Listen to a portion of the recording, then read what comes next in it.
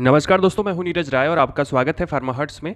दोस्तों, आज की वीडियो में हम बात करने वाले हैं कि अर्ली एज में अगर मेनोपॉजल सिम्टम्स आते हैं, मेनोपॉज होता है, तो उसका ट्रीटमेंट कैसे किया जाता है, या फिर किसी भी एज में अगर मेनोपॉज आता है और उसको बढ़ाना होता है तो उसके लिए हमें कैसी सप्लीमेंट लेनी चाहिए, कौन सी मेडिसिन लेनी चाहिए, कितनी लेनी चाहिए, सब कुछ हम लोग डिस्कस करने वाले हैं। साथ में हम लोग देखेंगे मेनोपॉज होता क्या है, क्यों होता है, मेन रीज़न क्या होता है और क्या सिम्टम्स आते हैं। तो चलिए शुरुआत करते हैं आज की इस वीडियो की। दोस्तों, सबसे पहले अगर बात की जाए मेनोपॉज होता क्या है, तो मेनोपॉज एक ऐसी कंडीशन है जिसमें मेंस्ट्रुअल साइकिल का एंड हो जाता है, यानी मेंस्ट्रुअल साइकिल जो होती है वो समाप्त हो जाती है और ये कंडीशन मेनोपॉज कहलाती है। और ये कॉमनली होता है कुछ लोगों में 45 से 52 साल की उम्र में, मतलब 45 साल के बाद मेनोपॉज की समस्या जो प्रॉब्लम आती है, जो कंडीशन होती है, अवस्था आती है, वो आ जाती है फीमेल्स में। लेकिन कभी कभी कुछ लोगों में ये अर्ली एज में भी आ जाता है और कुछ लोगों में ये बाद में भी आता है। तो मतलब इसकी कोई एज ऐसा है नहीं, लेकिन एवरेज एज देखी जाए तो 45 से 52 साल की होती है। अब अगर हम बात करें यहाँ पे इसके कारण क्या होते हैं, तो जैसे जैसे व्यक्ति की उम्र बढ़ती है तो उसके ओवरी से जो एस्ट्रोजन और प्रोजेस्टेरॉन हार्मोन होता है उसका सिक्रीशन कम हो जाता है। और क्योंकि इसके सिक्रीशन कम होने की वजह से जो मेंस्ट्रुअल साइकिल होती है वो डिस्टर्ब होती है और मेनोपॉज की कंडीशन आती है। अब अगर बात की जाए इसके सिम्टम्स की कि क्या सिम्टम्स आते हैं, तो दोस्तों जब मेनोपॉज आता है तो जो मेंस्ट्रुअल साइकिल होती है वो एक्चुअली इरेगुलर हो जाती है।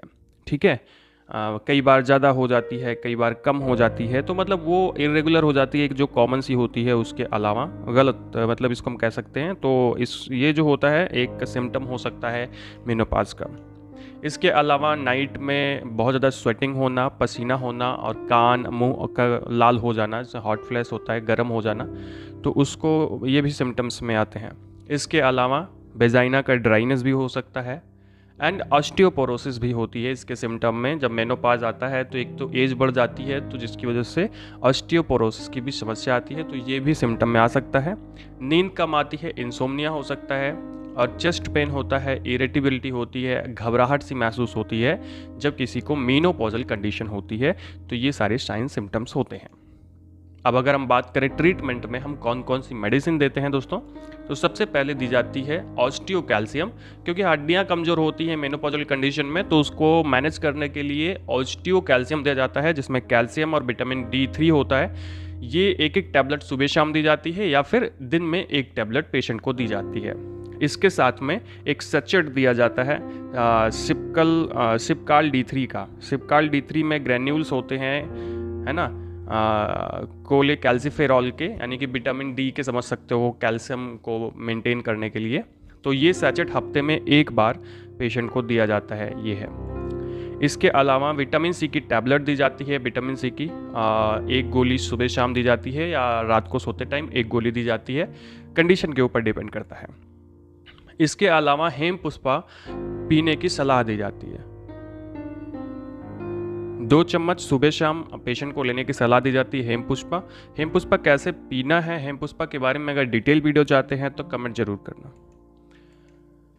इसके अलावा कुछ हार्मोनल टैबलेट देते हैं जिसमें कंजुगेटेड एस्ट्रोजन दिया जाता है, जिससे जो मेनोपॉजल कंडीशन है उसको मैनेज किया जा सके। इसकी भी एक गोली सुबह शाम लेने की सलाह दी जाती है।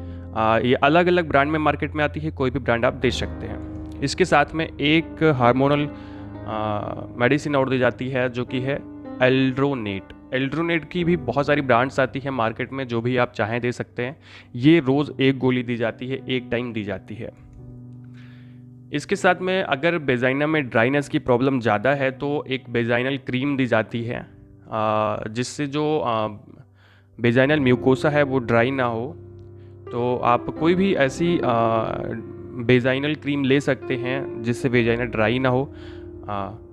बाकी डाइनोस्ट्रॉल दिया जाता है पेशेंट को, नॉर्मली हम लोग देते हैं।